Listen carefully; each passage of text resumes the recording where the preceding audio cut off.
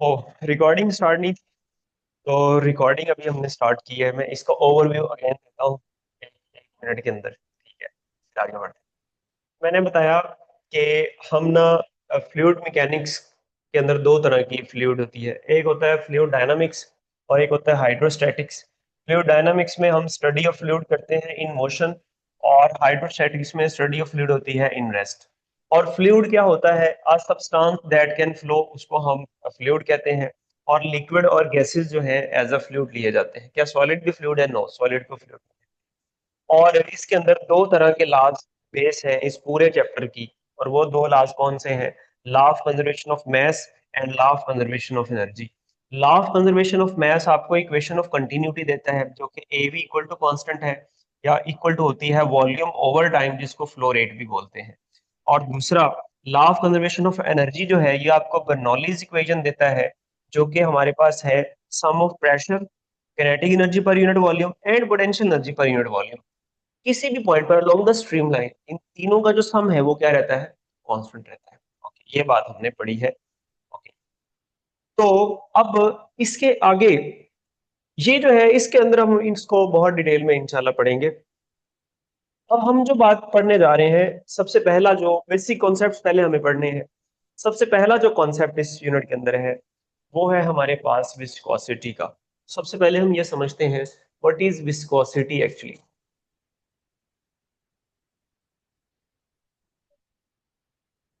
अपने नाम से ही जाहिर है ये, विस्कोसिटी मतलब विस्कस होना किसी चीज का।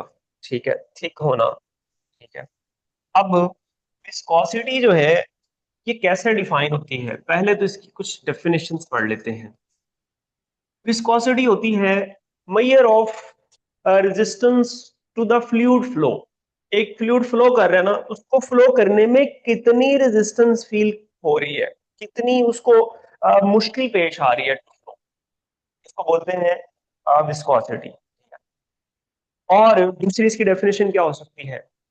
फ्लूइड्स की जब डिफरेंट लेयर्स एक दूसरे के ऊपर स्लाइड करती हैं, तो एक लेयर जब दूसरी लेयर के ऊपर स्लाइड कर रही होती है, तो एक लेयर दूसरी लेयर को जो रेजिस्टेंस ऑफर करती है, या जो दोनों लेयर्स के बिटवीन जो फ्रिक्शनल इफेक्ट होता है, जो frictional effect is known as viscosity of the.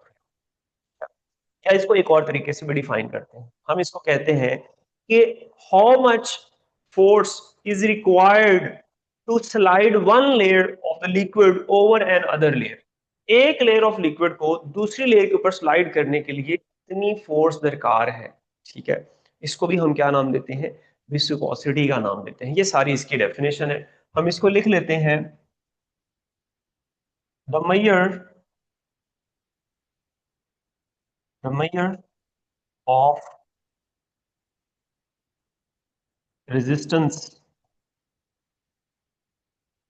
To fluids flow. एक बात। दूसरी बात, frictional effect frictional effect between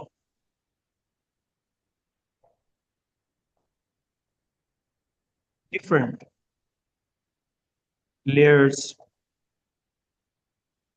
of fluid. Fluid की डिफरेंट लेयर्स की, फ्लोइंग फ्लूइड की बात हो रही है, उनके बिटवीन जो फ्रिक्शनल इफेक्ट है उसको हम क्या नाम देते हैं? और इसको हम कह सकते हैं how much force is required to slide one layer of fluid over another layer।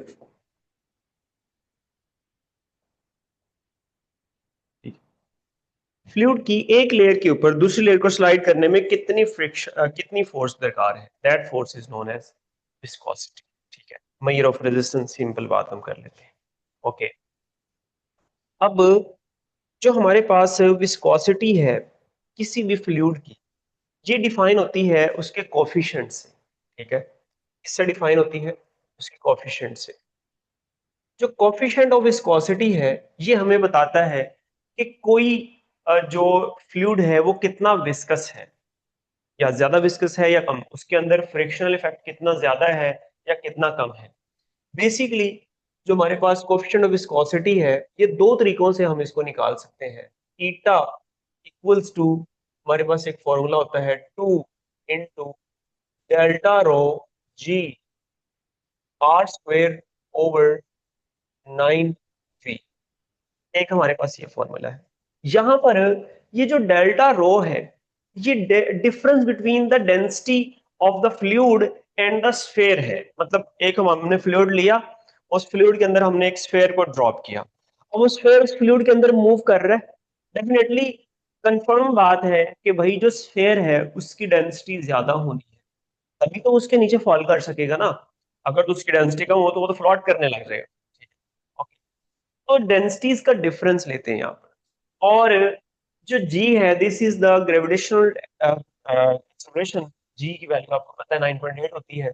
Are क्या चीज है, radius of the sphere, spherical object की बात होती है। और वी क्या है, उसकी स्पीड या उसकी टर्मिनल स्पीड इसको बोलते हैं, हम इसको भी पढ़ेंगे। एक इसका ये फॉर्मूला है। और दूसरा दूसरा बेटा इसका जो फॉर्मूला है, हम एक फॉर्मूला पढ़ेंगे, F D equals to 6 pi eta R V. F D equals to 6 pi eta R V. ठीक है, यहां से ये जो ईटा है, अगर मैं इसको सेपरेट आउट करूं तो ये फॉर्मूला बन जाता है F D over 6 pi eta R. Eta मैंने दोबारा लिख दिया, वी आर। वी आर कर लें या आर वी कर लें। ठीक है, ये दोनों फॉर्मूलाज हमें बताते हैं कि आप विस्कोसिटी को, और भी फॉर्मूलाज इसके हैं वो डिफरेंट बुक्स में फिर डिफरेंट मिल जाते हैं यहाँ, लेकिन नॉर्मली हम ये फॉर्मूलाज ले सकते हैं। ओके, अब अगर मैं बात करूं इसके यूनिट की, कोएफिशिएंट ऑफ विस्कोसिटी जो है इसका यूनिट क्या है, या सिंपली जब हम बात कर रहे होंगे ना विस्कोसिटी की, तो वो यही होगा। अब इसका जो यूनिट है, इसका ऐसा यूनिट जो है, ऐसे यूनिट वो है पास्कल सेकंड। क्या है, pascal second, which is equal to newton second पर मीटर स्क्वायर, या न्यूटन पर मीटर स्क्वायर सेकंड कह सकते हैं आप। ठीक है, अब इसको कन्वर्ट करें अगर हम बेस के अंदर, तो कैसे करेंगे। देखें भाई, मेरी बात सुने, मैं ऐसा करता हूं, मैं इस फॉर्मूला से ना, इस फॉर्मूला से, ठीक है, मैं जो कोएफिशिएंट ऑफ विस्कोसिटी है, मैं इसका यूनिट निकालता हूं। ऊपर कौन है, फोर्स है, फोर्स का यूनिट बेटा क्या आ गया, न्यूटन। और नीचे 6 पाई नंबर है, इसका तो कोई यूनिट नहीं ना होता, आर मीटर, और वी स्पीड, तो इसका यूनिट क्या हो गया, मीटर पर सेकंड। अब हमें पता है न्यूटन इक्वल होता है किलोग्राम मीटर पर second square over metre square, चले मीटर इंटू मीटर पर सेकंड लिख देता हूं। अब 1 मीटर से 1 मीटर गायब हो गया। ठीक है, वैसे इसको मैं कर सकता हूँ न्यूटन मीटर स्क्वायर पर सेकंड, वो आ गया ना वो वाला यूनिट, मैं इसको बेस में कन्वर्ट कर रहा हूँ। ठीक है, ओके, ये मीटर कट गया, ये 1 पर सेकंड है, इससे 1 पर सेकंड कट गया तो -1 रह गया।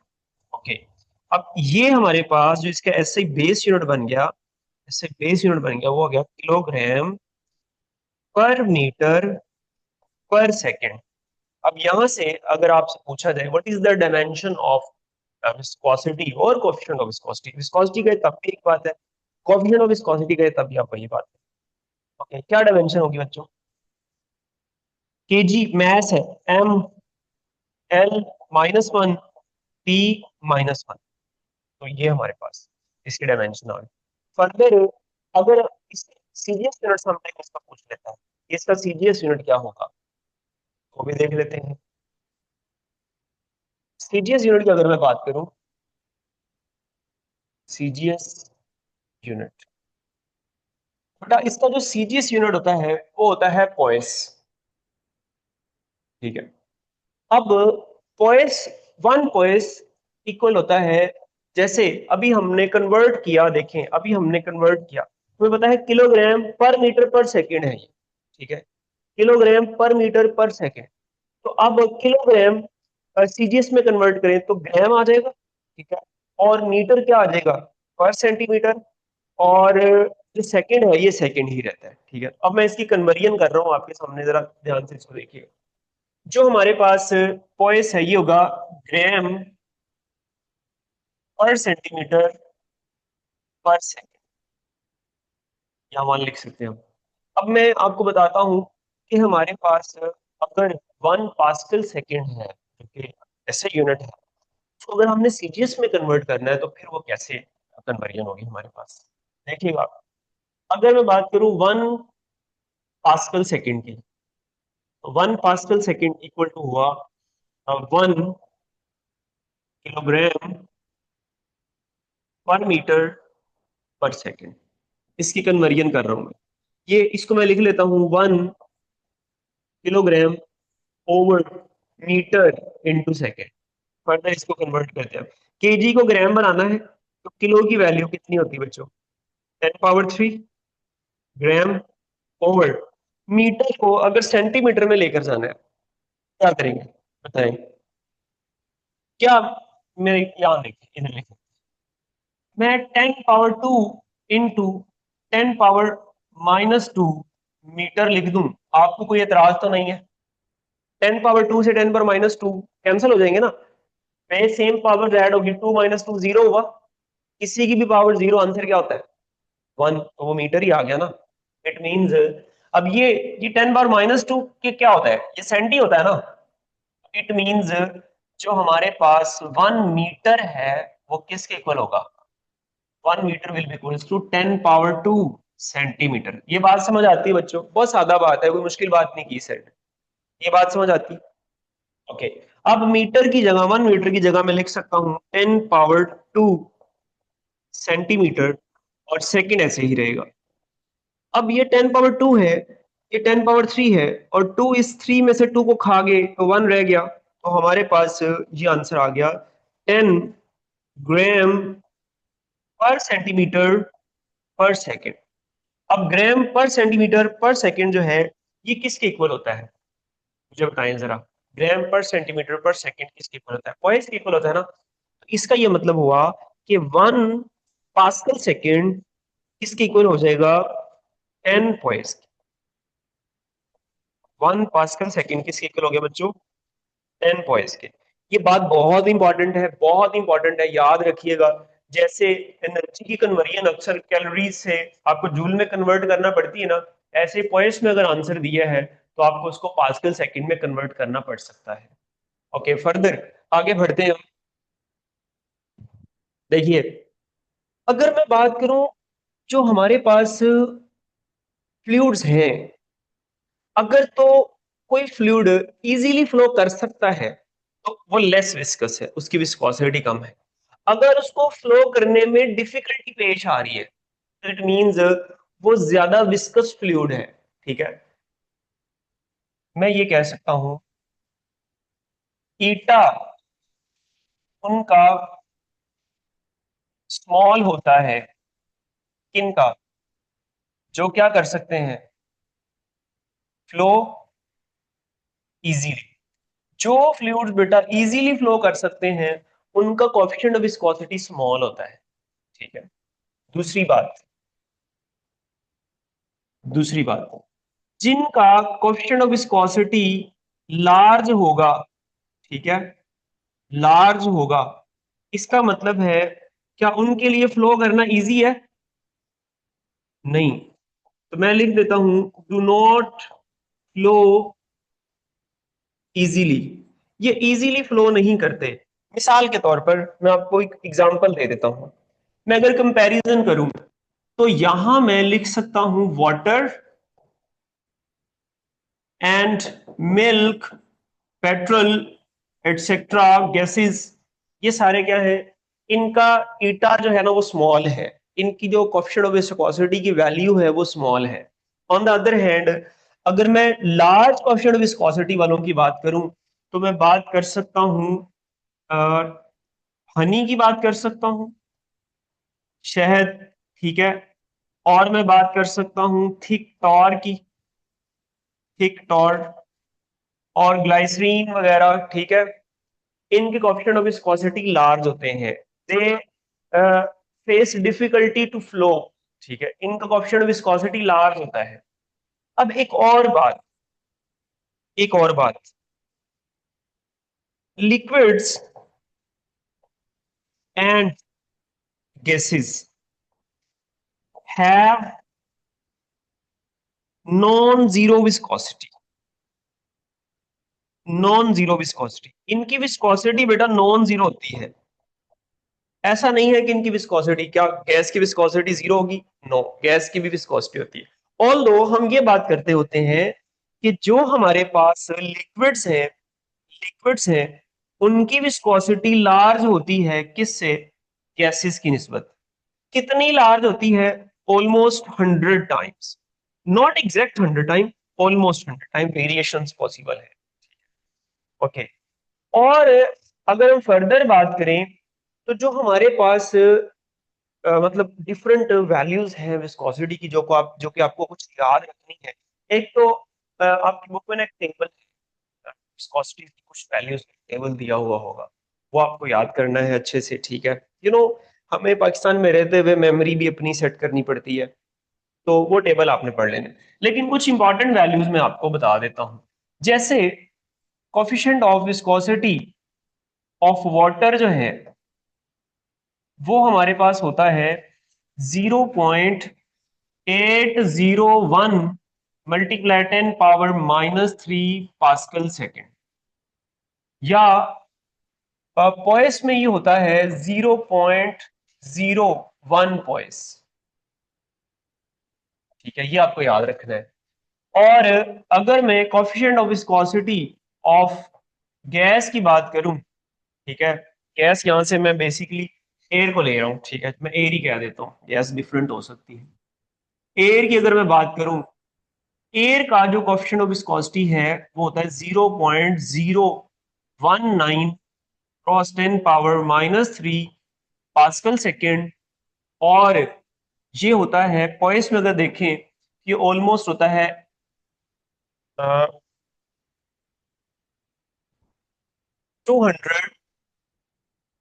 200 माइक्रो पॉइस। और कोएफिशिएंट ऑफ विस्कोसिटी 1 किसका होता है? ये भी समटाइम आपसे पूछ लेता है। तो एथानॉल जो है, एथानॉल का जो कोएफिशिएंट ऑफ विस्कोसिटी है, ठीक है, वो कितना होता है? वो 1 होता है। 1 क्या, खाली 1 ना, 1 क्रॉस 10⁻³ क्या करेंगे, पास्कल सेकंड कर देंगे, या फिर हम अ, इसको मिली पास्कल सेकंड कर देंगे, या न्यूटन पर मीटर स्क्वायर सेकंड कर देंगे, या फिर अब इसी तरह से और भी सारी वैल्यूज हैं, ग्लाइसरीन की वैल्यू है, और डिफरेंट, मतलब उसके अंदर आपको टेबल दिया हुआ है, वो टेबल आपने अच्छे से याद कर लेना है। Okay.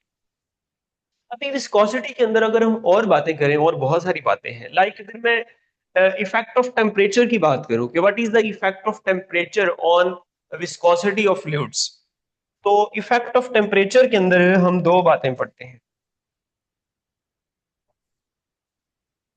इफेक्ट ऑफ टेम्परेचर, बच्चों टेम्परेचर का जो इफेक्ट है वो ये है, टेम्परेचर का दोनों फ्लूइड के अंदर, लाइक लिक्विड और गैसेस के अंदर डिफरेंट इफेक्ट है। अगर मैं लिक्विड की बात करूं तो लिक्विड का बेटा टेम्परेचर के साथ इनवर्स रिलेशन है। टेम्परेचर बढ़ने से लिक्विड की जो विस्कोसिटी है वो क्या होती है? कम होती है। इसकी वजह क्या है? Main cause of viscosity in the liquids है क्या? तो लिक्विड के अंदर जो मेन काज है वो है cohesive forces, cohesive forces between the molecules, ठीक है, फोर्सेस ऑफ अट्रैक्शन जिनको बोलते हैं आप, ठीक है, कोहेसिव फोर्सेस लाइक मॉलिक्यूल्स के बिटवीन जो फोर्सेस ऑफ अट्रैक्शन होती है उनको कहते हैं। कोहेसिव फोर्सेस जो है ये इफेक्ट, अब जैसे जैसे टेम्परेचर बढ़ता है तो ये फोर्सेस वीक होती जाती हैं, इनके वीक होने से जो लिक्विड है वो लेस विस्कस होता चला जाता है। ऑन द अदर हैंड, अगर मैं दूसरी बात करूं, दूसरी बात बेटा गैसेस के हवाले से है, गैसेस का क्या इफेक्ट होगा, जरा गैसेस का इफेक्ट भी देखिएगा। गैसेस की जो विस्कोसिटी है उसका टेम्परेचर के साथ डायरेक्ट रिलेशन, ठीक है, टेम्परेचर के साथ डायरेक्ट रिलेशन है। अगर टेम्परेचर बढ़ेगा तो इनकी विस्कोसिटी बढ़ेगी। अब इसकी क्या वजह है, इसके अंदर जो बेटा मेन कॉज है ना, जो विस्कोसिटी की वजह बनता है, वो है रेट ऑफ डिफ्यूजन। ठीक है, rate of diffusion of gases. Rate of diffusion जो है वो टेम्परेचर के डायरेक्टली पोस्ट, जितना ज्यादा टेम्परेचर होगा उतनी ज्यादा गैसेस एक दूसरे के अंदर फ्यूज होती चली जाएंगी, ठीक है।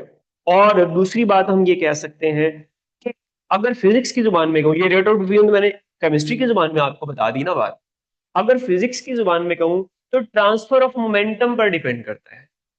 क्या है काज इसकी, क्या है काज इसकी, क्या है rate of, rate of diffusion और momentum transfer, momentum transfer.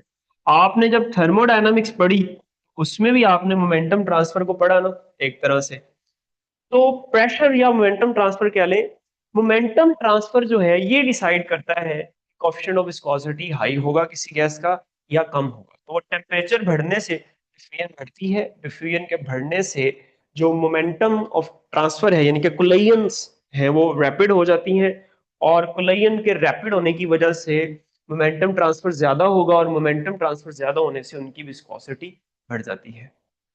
Similarly अगर मैं बात करूं इफेक्ट ऑफ डेंसिटी का, कि डेंसिटी का क्या इफेक्ट है ऑन विस्कोसिटी, तो वो भी हम देख लेते हैं। Effect, effect of density.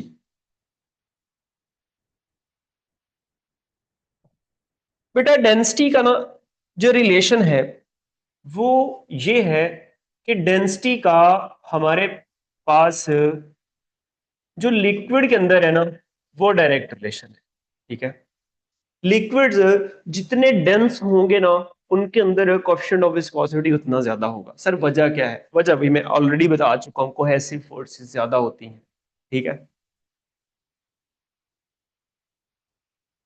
और दूसरी बात, जो हमारे पास गैसेस हैं, जो गैसेस हैं, गैसेस का क्या डेंसिटी पर डिपेंडेंस है, नो। गैसेस की जो कोएफिशिएंट विस्को और एट हाई डेंसिटीज, बहुत कोई रेयर यूनिक कोई हमारे पास कोई कंडीशंस होंगी तो वहां पर पॉसिबिलिटी है। अदरवाइज जनरली जब भी हम बात करेंगे तो हम गैसेस का डेंसिटी के ऊपर कोई इफेक्ट नहीं लेंगे। लाइक अगर आपके पास एक हाइड्रोजन गैस है जो कि लेस डेंस गैस है, उसके अंदर कोएफिशिएंट ऑफ विस्कोसिटी, और नाइट्रोजन गैस के अंदर कोएफिशिएंट ऑफ विस्कोसिटी, इसमें डेंसिटी का कोई खास इफेक्ट नहीं हम लेंगे। डेंसिटी पर ये क्या है, डिपेंड नहीं करती। यानी कि जो कोफिशिएंट ऑफ विस्कोसिटी है वो है independent, independent of of density, ठीक है, independent of density. Okay, further हम इफेक्ट और देखते हैं, और किसका, प्रेशर का इफेक्ट देख लेते हैं जी। प्रेशर का क्या इफेक्ट होगा, इफेक्ट, इफेक्ट ऑफ प्रेशर। बच्चों जो प्रेशर का इफेक्ट है वो ये होगा कि हमारे पास जैसे जैसे लिक्विड्स के अंदर, पहले बात करते हैं लिक्विड के अंदर, प्रेशर बढ़ाने से, प्रेशर बढ़ाने से उनकी विस्कोसिटी बढ़ती है, ठीक है,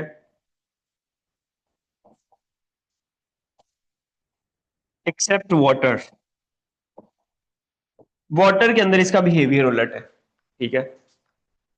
जनरली जब भी लिक्विड की बात करेंगे, ऑयल्स हैं और डिफरेंट लिक्विड्स हैं, उसके अंदर हमारे पास जैसे जैसे हम प्रेशर बढ़ाते हैं तो प्रेशर के बढ़ाने से जो लिक्विड्स हैं उनकी जो विस्कोसिटी है वो बढ़ती है।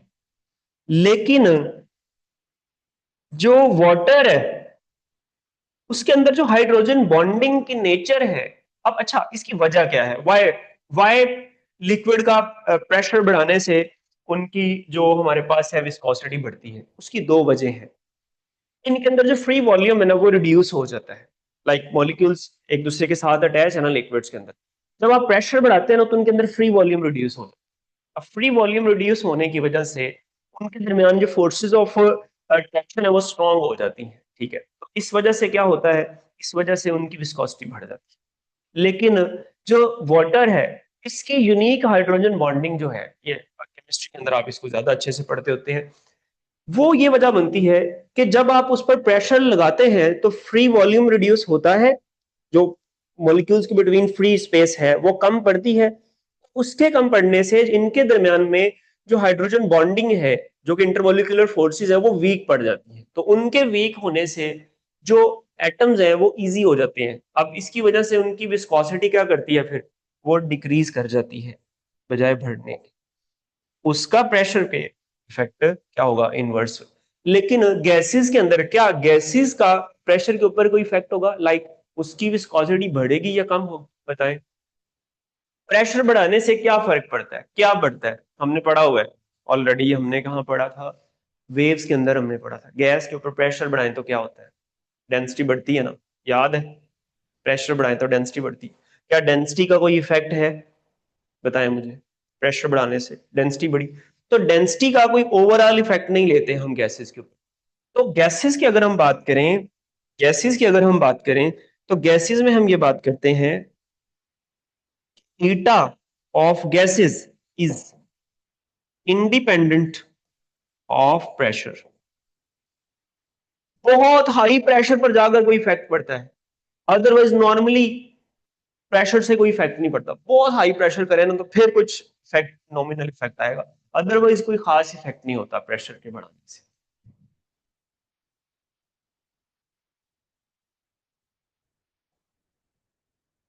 देखें ईमान बेटा, वाटर का मैंने आपको बिहेवियर बताया है, उसके अंदर जो हाइड्रोजन बॉन्डिंग होती है ना बहुत स्ट्रांग होती है।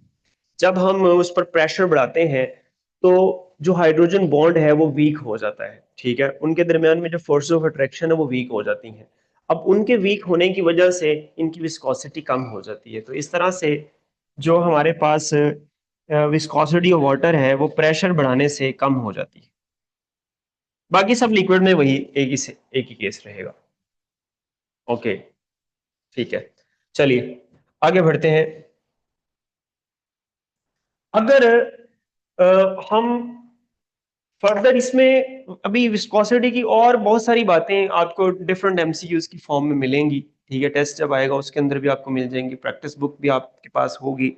अगर नहीं होगी तो मैं आपके ग्रुप में शेयर कर दूंगा प्रैक्टिस बुक, और प्रैक्टिस बुक के लिए जो इवन आपको नोट्स भी शेयर कर दूंगा इसके, और प्रैक्टिस क्वेश्चन भी काफी सारे शेयर कर दूंगा, जैसे मैं पहले भी मैंने आपको शेयर किए हैं।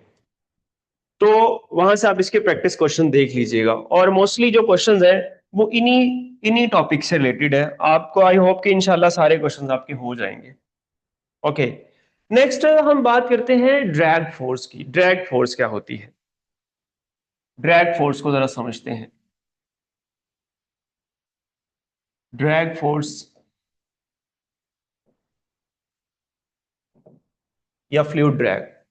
अब ड्रैग का मतलब होता है खींचना। आप जब मूव कर रहे होते हैं, लाइक आप गाड़ी में जा रहे हैं और आपने हाथों को बाहर ऐसे निकाला, तो आपके हाथ पर एक फोर्स लगती है ना in opposite direction, air resistance. Air एक फ्लूइड ही तो है। तो आप जब किसी फ्लूइड में मूव कर रहे होते हैं, आप नहीं, कोई भी जब किसी फ्लूइड में मूव करता है तो उस पर जो एक रिटार्डिंग फोर्स लगती है in the opposite direction to the motion of the body, उस रिटार्डिंग फोर्स को हम क्या नाम देते हैं, ड्रैग फोर्स का नाम देते हैं। ओके, तो इसको अगर हमने डिफाइन करना हो तो हम इसको डिफाइन कर सकते हैं। हम इसको यूं लिख सकते हैं, retarding force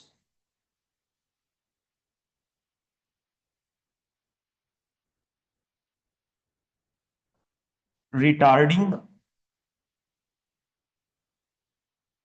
force experienced experienced by an object moving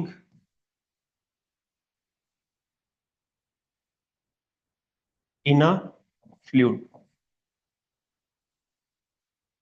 अब रिटार्डिंग फोर्स का ऐसे कोई डायरेक्ट फॉर्मूला नहीं है, लेकिन फॉर स्फेरिकल ऑब्जेक्ट हमारे पास इसका फॉर्मूला है, फॉर स्फेरिकल ऑब्जेक्ट।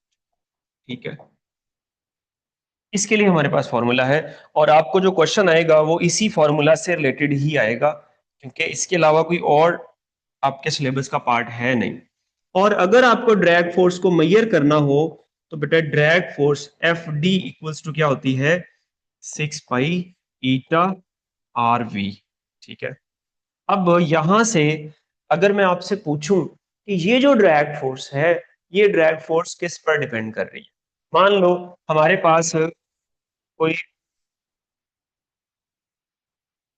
फ्लूइड है, और उस फ्लूइड के अंदर मान लो ये यहाँ पर फ्लूइड है,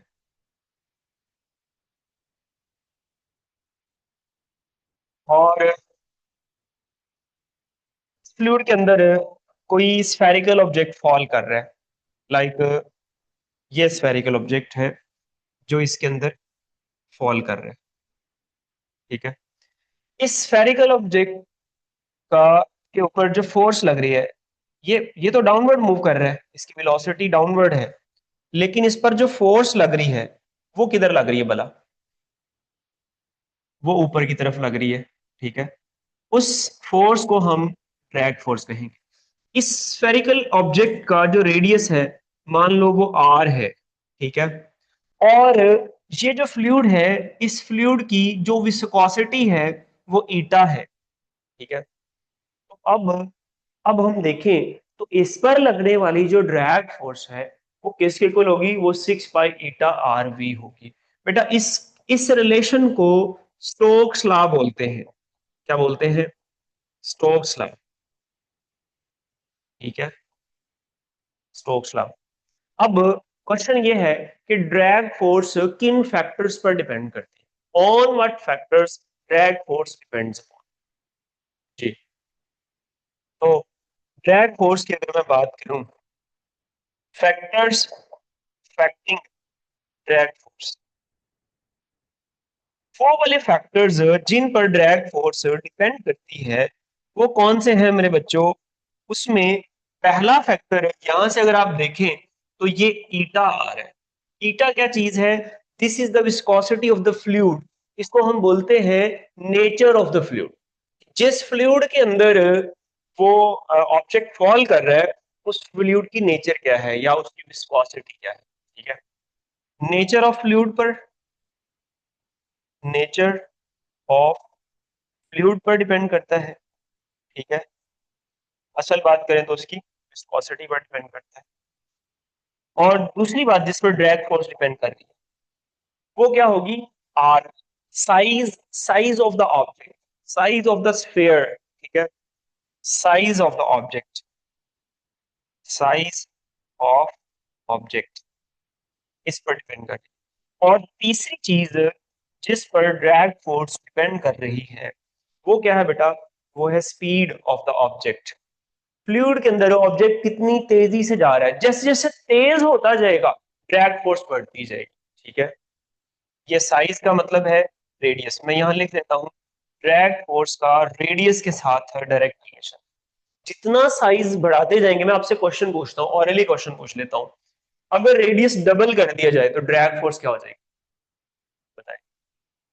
डबल हो जाएगी, हाफ सेम रहेगी, डबल हो जाएगी एग्जैक्टली exactly। और दूसरी बात, अगर यूं कह दिया जाए, अगर स्पीड को डबल कर दिया जाए देन यस। तो देखें, अगर हम बात करें तीसरी चीज, वो है स्पीड ऑफ ऑब्जेक्ट, इस पर ये डिपेंड कर रही है।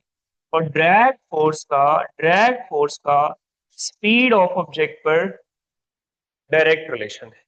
ठीक है, स्पीड ऑफ ऑब्जेक्ट के साथ इसका डायरेक्ट रिलेशन है। अब इस लॉ की या इस फॉर्मूला की कुछ लिमिटेशंस भी हैं। क्या ये हर दफा लग जाएगा, हर टाइम लग जाएगा, हर ऑब्जेक्ट पर लग जाएगा? नो, सर ने आपको बता दिया बच्चों। क्या बताया सर ने, सर ने ये बताया है कि ये स्फेरिकल ऑब्जेक्ट्स के लिए। ठीक है,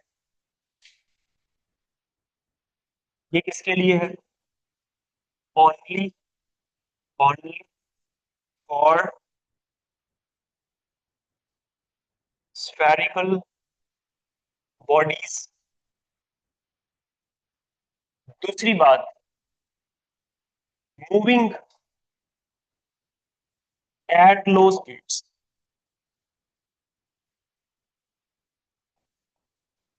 ठीक है, उन ऑब्जेक्ट्स पर लगेगा जो स्फेरिकल ऑब्जेक्ट है और जो लो स्पीड पर मूव कर रहे हैं। क्या हाई स्पीड पर एप्लीकेबल? नो, हाई स्पीड पर इसका डायरेक्ट रिलेशन नहीं रहता। ठीक है, इसका जो लीनियर रिलेशन है ना वो नहीं रहता। मैं आपसे एक क्वेश्चन पूछता हूँ। क्वेश्चन बेटा ये है, क्वेश्चन जरा ध्यान से समझे। क्वेश्चन कैसे, बहुत सादा क्वेश्चन है, ये बहुत हलवा किस्म का चैप्टर है, इसमें कुछ मुश्किल बात है नहीं। आपसे वो कहता है इफ रेडियस जो है उसको 2r कर दें और जो स्पीड ऑब्जेक्ट की है उसको 2v कर दें, तो बताएं जो ड्रैग फोर्स है वो कितनी हो जाएगी। ऑप्शंस है, डबल हो जाएगी, 4 टाइम हो जाएगी, हाफ हो जाएगी, 8 टाइम हो जाएगी। जी बताएं क्या आंसर है। जी बच्चों जल्दी से बताएं, शाबाश जल्दी करें, क्या होगी? जी बरीरा का आंसर 4। गुड ईमान, गुड गुड, शाबाश शाबाश सिद्दत मेरे बच्चे, आसमा मुकद्सा मरियम वेरी गुड, तहसीन शाबाश, वेल डन एवरीवन। बिल्कुल आपका आंसर बिल्कुल ठीक है। बहुत बहुत सादा, बहुत सादा आंसर, बहुत सादा आंसर, बहुत सादा क्वेश्चन आते हैं। रॉकेट साइंस इसमें है नहीं। कुछ टेक्निकल पॉइंट्स जो थे वो मैंने आपको ना थ्योरेटिकल वे में थे, वो मैंने आपको बता दिए काफी सारे। तो जो ड्रैग फोर्स है, चूंकि अब होगा सीन ये कि आपके पास रेडियस के साथ डायरेक्ट रिलेशन है और आपके पास वी के साथ डायरेक्ट रिलेशन है। अगर ये डबल हुई, ये डबल हुई, अगर रेडियस डबल हुआ तो फोर्स डबल हुई। ओवरऑल इसको टू टू जर कितना हो जाएगा? 4। तो 4 टाइम फोर्स हो जाएगी। कितने टाइम हो जाएगी? 4 टाइम फोर्स हो जाएगी। ओके, अब नेक्स्ट, इसके बाद हमारे पास है टर्मिनल वेलोसिटी। ठीक है, टर्मिनल वेलोसिटी क्या करें, पढ़ लें हैं? क्या कहते हैं बच्चों?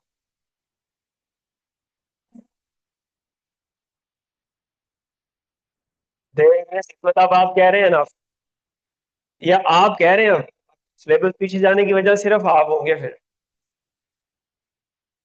हम ना अब आप भी देख लें तहसीन। अब ये मानूर, ये अगर हमारा सिलेबस पीछे रह गया इसकी जिम्मेदार सिर्फ आप होंगे और कोई नहीं होगा, और आप ही होंगे। ठीक है ना?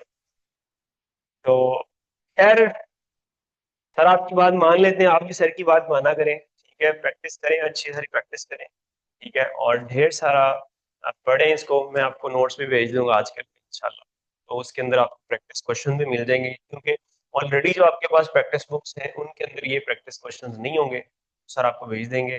सर को दुआओं में याद रखिएगा। Thank you so much. Allah हाफिज़।